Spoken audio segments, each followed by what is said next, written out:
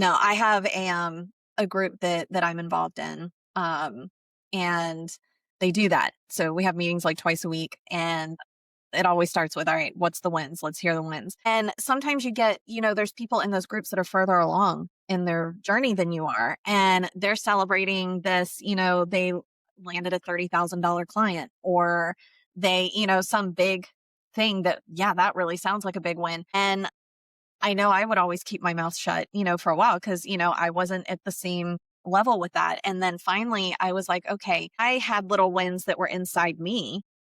Mhm. They just didn't seem as grand. But then I got thinking, I'm like, well, everybody was in that position that I was in, at that That's moment right. at some point.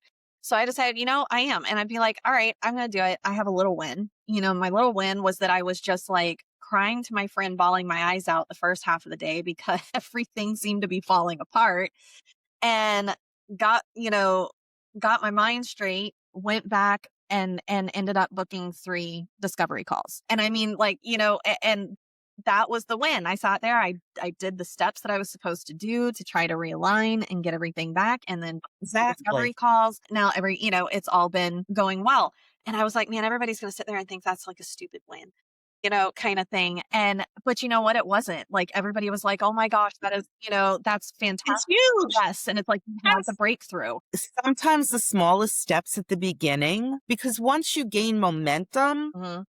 momentum builds momentum. Yes. Okay. But it's getting to the momentum, right? It's Mhm. getting in consistent, Getting moving. sustainable action Mhm.